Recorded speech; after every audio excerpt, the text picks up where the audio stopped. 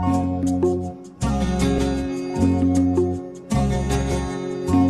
Friends, आज आपण बघणार आहे की transport phenomena in kinetic theory of gases. या अगोदरचे जे वेगवेगळे पॉइंट्स आपण बघितले त्याच्यामध्ये काय काय बघितलं आपण? Assumptions of kinetic theory of gases, म्हणजे पहिला पॉइंट बघितला अझम्पशन्स. दुसरा पॉइंट आपण बघितला फ्री पाथ आणि mean free path. Mean free path. तिसरा पॉइंट आपण बघितला की ह्या मीन फ्री पाथचं derivation of mean free path. आणि त्याच्यानंतर आपण बघितलं Maxwell's distribution of velocities. Maxwell's distribution of velocities. Next, जे मॅक्सवेल डिस्ट्रीब्युशन डेरिव्हेशन होतं त्याचं एक्सपेरिमेंटल प्रूफ आपण बघितले. दोन एक्सपेरिमेंट आपण त्याच्यामध्ये बघितले. एक एक्सपेरिमेंट होता की झार्टमन एक्सपेरिमेंट, झार्टमन अँड को एक्सपेरिमेंट. आणि दुसरा एक्सपेरिमेंट होता स्टर्नचा एक्सपेरिमेंट. सो आतापर्यंत आपण काय काय बघितलं? कायनेटिक थिअरी ऑफ गॅसेस मध्ये assumptions of kinetic theory of gases तुम्हाला सगळ्यांना पाठ झाले असतील. त्यानंतर मीन फ्री पाथ म्हणजे काय आणि त्याचं ऍक्च्युअली डेफिनेशन्स काय येतं. त्यानंतर त्या मीन फ्री पाथचं डेरिव्हेशन आपण बघितलं, that is by assuming only one molecule is moving. दुसरं आपण डेरिव्हेशन बघितलं Maxwell's law of distribution of velocities. आणि त्या मॅक्सवेल्स लॉ ऑफ इक्वेशन जे आलेलं होतं त्याचं experimental proof by using Zartman and Stern experiment आपण बघितलं. म्हणजे एवढे आपण पॉइंट्स बघितलेले आहेत. आज आपण बघूया की ट्रान्सपोर्ट फिनॉमिना म्हणजे काय. हा जो पॉइंट आहे तुम्हाला माहित असणार हा शब्द की ट्रान्सपोर्ट म्हणजे काय. What is transport? So transport is nothing but the movement of movement of goods. आपण वेगवेगळे तुम्ही शब्द वापरलेला असणार ट्रान्सपोर्ट साठी.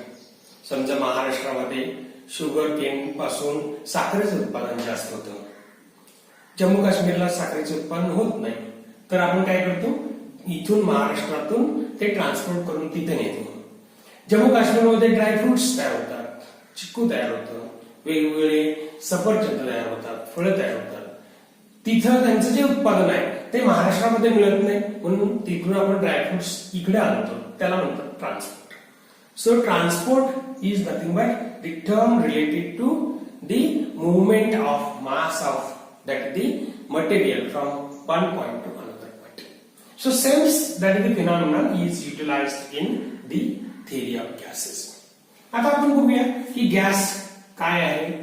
ऑलरेडी आपण बघितलेलं आहे की एका सिलेंडर मध्ये आपण गॅस घेतला. This gas consists large number of molecules. All molecules are spherical.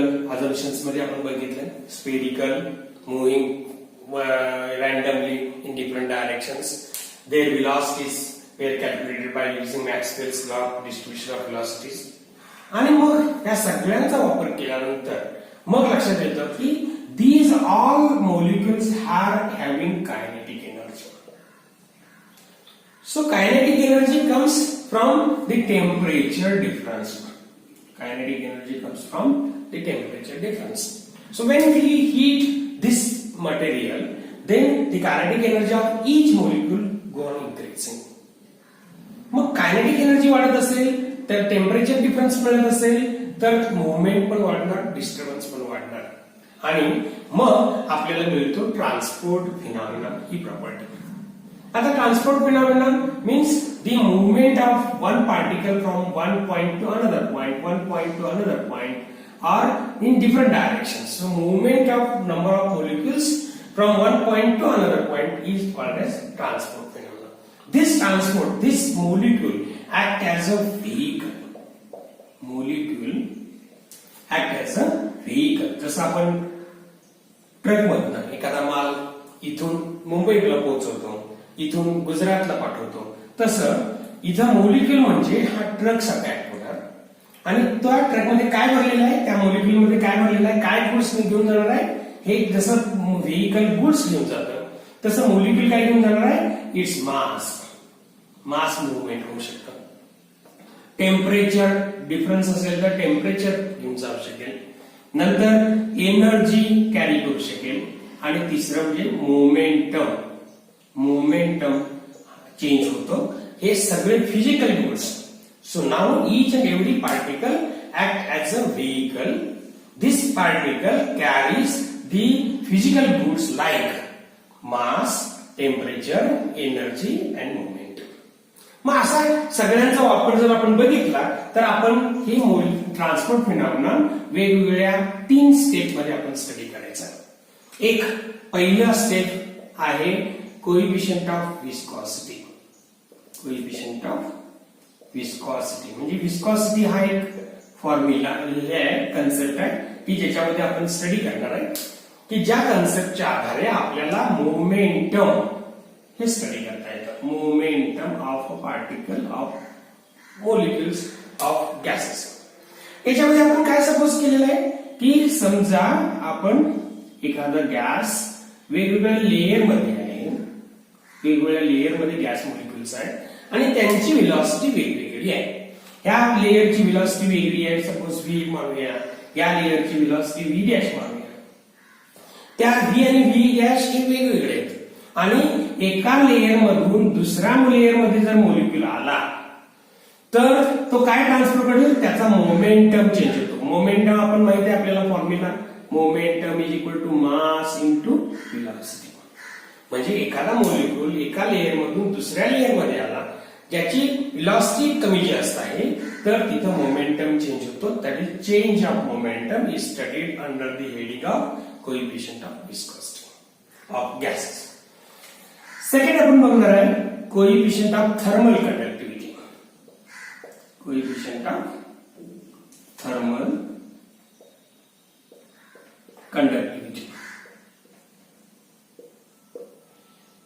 Thermal conductivity कशासाठी असेल, आपल्याला सगळ्यांना माहिती असतं की thermal conductivity is due to temperature difference between 2 parts. म्हणजे इथं जर समजा आपण याला हीट केलं तर इथल्या लेयर मधले मोलिक्युल्स काय करतील, एनर्जी ऍब्सॉर्ब करतील. ते मोलिक्युल्स कुठे जातील, या डायरेक्शनला जातील. जे थंड मोलिक्युल्स आहेत किंवा कमी टेम्परेचरचे मोलिक्युल्स आहेत इथे येतील. म्हणजे हॉट आणि कोल्ड याच्यामध्ये जर डिफरन्स आला, हॉट आणि कोल्ड लेयर जर तयार झाले एखाद्या सिस्टीम मध्ये तर मोलिक्युल्स मूव्ह होतील हॉट पासून कोल्ड कडं आणि कोल्ड पासून हॉट कडं. ही प्रोसेस कधीपर्यंत चालणार, जोपर्यंत त्यांच्यामध्ये इक्विलिब्रियम स्टेट येत नाही. म्हणजे यांचं फुलफिलमेंट इकडे जात नाही आणि इकडून इकडे जात नाही.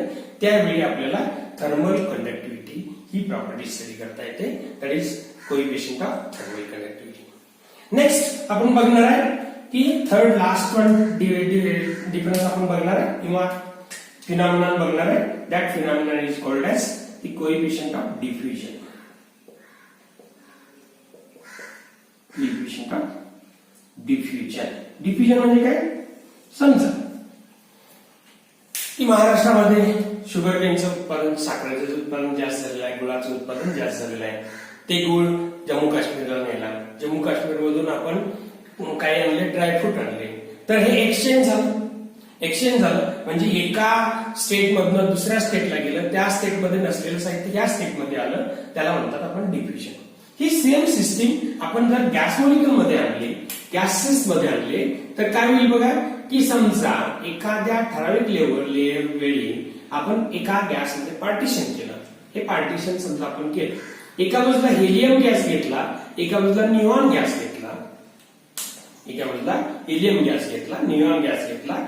समजा तरी कॉन्सन्ट्रेशन डेन्सिटी सगळ्यांचं सेम आहे, दोन्ही गॅसचं सेम आहे आणि आपण ठराविक वेळेनंतर हे पार्टिशन काढलं तर काय होईल, number of these molecules of neon will diffuse in here and number of helium atoms also diffuse here. म्हणजे त्याच्यामध्ये एकमेकांमध्ये इंटरचेंज होईल आणि ही प्रोसेस कधीपर्यंत चालू होईल, जोपर्यंत इक्विलिब्रियम स्टेट येत नाही तोपर्यंत. So now by up to equilibrium state the molecules go on moving. During the motion they carry temperature, thermal heat, they carry the momentum and they will diffuse themselves. That means they will give rise to three phenomena: coefficient of viscosity, coefficient of thermal conductivity and coefficient of diffusion. याचा detail मध्ये study आपण या chapter मध्ये बघणार आहोत. कारण आपल्याला हे सगळे पार्ट एक निम्मा पार्ट आहे त्या चॅप्टरचा की ज्याच्यामध्ये कायनेटिक थिअरी ऑफ गॅसेस मधला काही भाग आपण इथं बघितलेले होते आणि हा एक भाग आहे ज्याच्यामध्ये आपण म्हणतो की transport phenomena. Transport phenomenon is the property of the gas molecule where the gas molecule will act as a that is the vehicle and which will conduct the physical goods like mass, that then temperature, momentum, energy, etc.